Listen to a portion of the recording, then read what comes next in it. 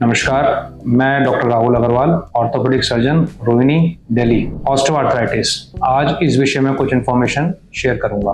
Osteoarthritis क्या है? आम भाषा में जॉइंट में ग्रीस खत्म होने वाली प्रॉब्लम को ऑस्टियोआर्थराइटिस कहा जाता है। नी जॉइंट सबसे कॉमनली अफेक्टेड जॉइंट है। ऑस्टियोआर्थराइटिस होता क्या है? इससे पहले हम ये समझते हैं कि जॉइंट की बनावट या एनाटॉमी क्या होती है। ये एक नी जॉइंट है।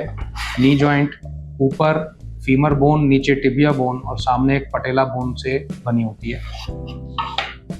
जॉइंट में बोन के सरफेस पे एक स्पेशलाइज्ड टिश्यू होता है जिसको कार्टिलेज कहा जाता है। जैसे जैसे हमारी एज बढ़ती है ये कार्टिलेज डैमेज होने लगता है।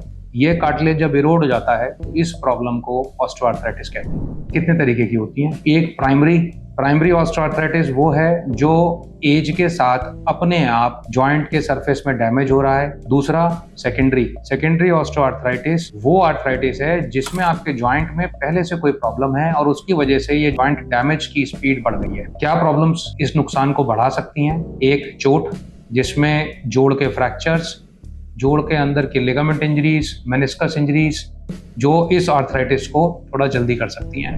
दूसरा, बोन्स का वीक होना, ऑस्टियोपोरोसिस। ये भी इसके सरफेस पे कार्टिलेज को जो डे टू डे एक्टिविटी का स्ट्रेस है वो बेयर करने की कैपेसिटी कम कर देती हैं और उसकी वजह से ये कार्टिलेज जल्दी खराब हो जाता है। तीसरा, जोड़ के अंदर होने वाले कोई इन्फेक्शन, कोई गठिया, ये भी जोड़ की सरफेस को जल्दी डैमेज करते हैं। क्या लक्षण होते हैं? आमतौर पे अगर हम घुटने की बात करें तो जोड़ों में दर्द, चलने में दिक्कत। जो सबसे पहले शुरुआत के सिम्टम्स हैं उसमें आमतौर पे स्टेयर्स पे चढ़ना उतरना या इंक्लाइंड पे चढ़ना ये तकलीफदायक होता है। जैसे जैसे तकलीफ बढ़ती है प्लेन पे चलने में भी दिक्कत होने लगती है। ये कार्टिलेज और जैसे जैसे घिसता जाता है तो आप देखेंगे आपके घुटने टेढ़े होने लगते हैं, बोलेग होने लगते हैं और day to day activities affect होने लगती हैं। इसकी डायग्नोसिस कैसे बनाई जाए? इन्वेस्टिगेशंस में जो सबसे कामयाब, सबसे इंपॉर्टेंट इन्वेस्टिगेशन है वो है दोनों नीज का एक्सरे खड़े होकर किया जाए। जब बॉडी वेट आता है तो एक्चुअली में जॉइंट के बीच की जो स्पेस है वो पता चलती है कितना रिड्यूस हो गई है।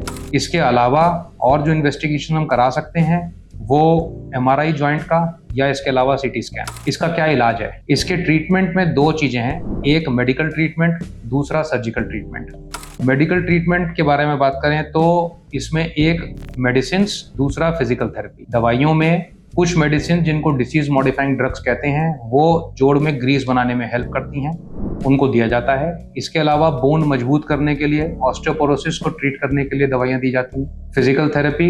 फिजिकल थेरेपी में आप अपनी बोन्स की स्ट्रेंथ को मेंटेन करते हैं, एक्सरसाइज करते हैं, मसल्स की स्ट्रेंथ को मेंटेन करते हैं। ये दोनों चीजें प्रोटेक्टिव हैं, ये आपके जॉइंट की लाइफ बढ़ाती हैं। सर्जिकल ट्रीटमेंट में अगर आपकी एज यंग है तो यंग एज में और जॉइंट डैमेज अगर कंप्लीट नहीं है तो उस केस में कोशिश करते हैं जॉइंट सैल्वेज करने की या आपके जोड़ को रिप्लेस करने के लिए से बचाया जा सके और जितना डिले किया जा सके उतना डिले किया जा सके। उसमें एक procedure high tibial osteotomy use की जाती है।